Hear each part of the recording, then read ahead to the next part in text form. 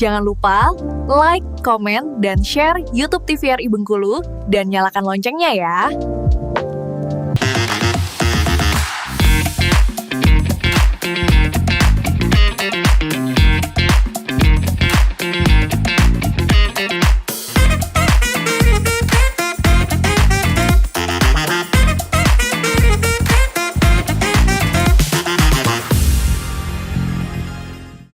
Obrolan pas di sini kembali lagi segmen terakhir kita. Waduh, sayang sekali nih untuk ngobrol-ngobrol seputar anak dan juga digitalisasi. Bagaimana dari peran orang tua dan juga sebagai anak-anak sendiri apa yang harus dilakukan biar jangan sampai terjebak di era modern sekarang nih, terutama bagi pengguna media sosial yang kadang bisa menghabiskan waktu satu hari itu full sampai 10 jam memegang handphonenya.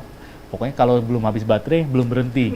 Kalaupun habis baterai juga sambil ngecas, tetap gitu nonton YouTube ataupun juga lihat media sosialnya gitu. Nah, kita akan lanjut dengan hal-hal besar yang harus dihindari, Vin. Tadi sudah ada hal-hal kecilnya nih. Nah, hal besar yang kita hindari untuk menjaga kedepannya nih, karena kan kita tidak tahu perkembangan dunia sekarang nih. Bisa saja media sosial nanti mungkin akan seperti apa gitu, lebih wah dari sekarang.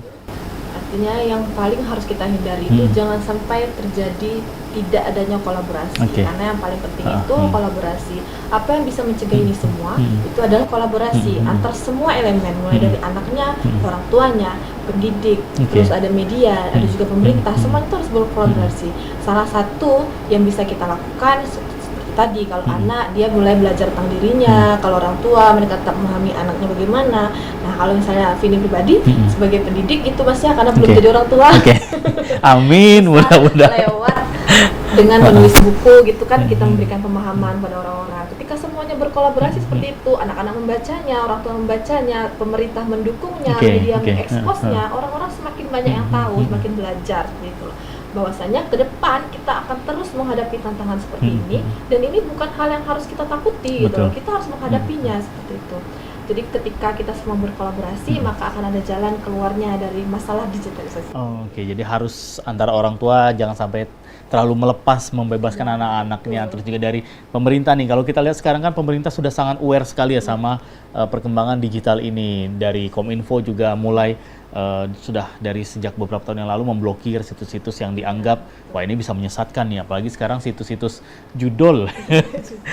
Waduh, ini yang paling bahaya sekali nih, karena dari hal-hal kecil itu coba-coba main, coba-coba akhirnya tergiur hingga akhirnya terjerumuslah ke dalam zona judi online. Nah, jadi untuk pemirsa Opini sekarang yang mungkin tertarik main judi online, jangan sampai tertarik, itu berbahaya. Dan terakhir nih Vin, untuk para orang tua juga nih, ini kan untuk kolaborasinya otomatis dengan anak-anak sekarang, apalagi yang untuk mungkin belajar di kota-kota besar, ini kan orang tua juga tidak bisa ngontrol sepenuhnya gitu nih. Nah, untuk para orang tua yang mungkin anaknya berada jauh di sana gitu nih. Nah, sebaiknya orang tuanya harus seperti apa nih?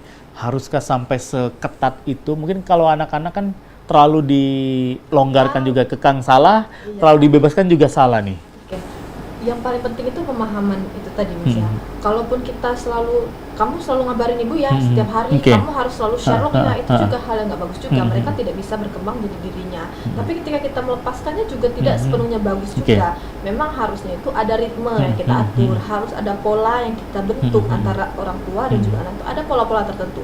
Kamu harus ngabarin ya setiap malam aja, setelah isya telepon, atau setiap 1 minggu sekali kita video call yang lama ya, bisa ceritakan tentang kemarin 1 minggu kamu ngapain aja. Emang anak ngapel mah. Tapi kan memang harus dibentuk pola-pola seperti itu Mas. Orang tua harus punya aturan tersendiri untuk anaknya, dan seorang anak karena dia statusnya seorang anak, dia harus mengikuti aturan yang dibuat oleh orang tuanya. Betul sekali. Jadi itu tadi jangan terlalu dikekang, jangan juga terlalu dibebasin, dilepas gitu. Berbahaya gitu. Nah, untuk buku sendiri Vin, ini kan dalam tahap editan nih. Editing gitu. Nah, kapan kira-kira akan launching nih? Apakah memang pas nunggu momen hari anaknya atau mungkin bisa lebih cepat? Harapannya itu di hari anak Mas ya, tanggal 23 Juli. Cuman nggak tahu antara penerbitnya nanti bisa mengabulkan itu atau enggak, karena memang kita melewati proses review dulu, layouting lagi dulu, editing lagi, baru sampai akhirnya mereka bisa cetak dan akhirnya kirim ke sini. Itu kan juga butuh waktu yang lama. Tapi masih berharap bisa di tanggal 23 Juli itu. 23 Juli. Oke. Nah, pemirsa Opini mungkin juga ada yang tertarik dengan buku hasil karya Vini. Nanti juga akan beredar juga di toko-toko buku atau nanti bisa order via online? Via online bisa, mas. Kalau misalnya ke toko buku kayaknya belum, tapi lebih ke kayak perpustakaan. Ada di perpustakaan Unip nanti, ada di Pusda, ada perpustakaan YIN dan juga kampus-kampus lainnya. Akan kita usahakan masuk ke ranah-ranah akademik terlebih dahulu gitu, Mas. Yang mahasiswanya bisa baca loh, ternyata gitu. Jadi referensi dan sumber rujukan mereka. Oke, nah kalau juga ada yang mau beli nih, mungkin juga ada media sosialnya, mungkin Vini Official gitu. Ada. Paling di Instagram Vini aja, @ravinitaditya, paling mereka bisa kalau saya mau DM, Mbak kemarin ada bukunya ya, maulah, itu mungkin mereka bisa hubungi di Instagram.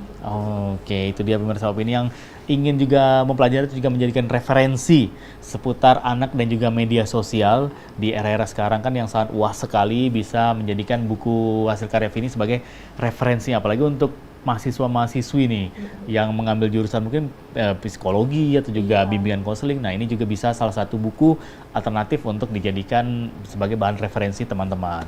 Vini, terima kasih banyak Vini sudah hadir di Studio Opini, sudah ngobrol-ngobrol dan sukses terus. Amin. Dan juga sukses nanti untuk launching bukunya. Ini buku pertama berarti? Enggak, Vini udah punya Oke. beberapa. Kalau yang pertama dulu tuh dia lebih ke analisis konten televisi dan perempuan. Kalau sekarang tuh kayak perempuan kayaknya terlalu besar lah, mau anak aja gitu. Jadi ini lanjutan dari tulisan-tulisan sebelumnya juga. Oke, luar biasa sekali. Pokoknya sukses terus untuk semuanya. Ditunggu buku-buku berikutnya lagi. Oke, pemirsa Opini, tanpa terasa kita harus berpisah di episode kali ini. Terima kasih banyak untuk Anda yang sudah menyaksikan obrolan pas di sini. Jangan lupa tonton terus Opini hanya di TVRI Bengkulu. Saya Iqbal Fatwa pamit undur diri dulu. Wassalamualaikum warahmatullahi wabarakatuh. Sampai jumpa.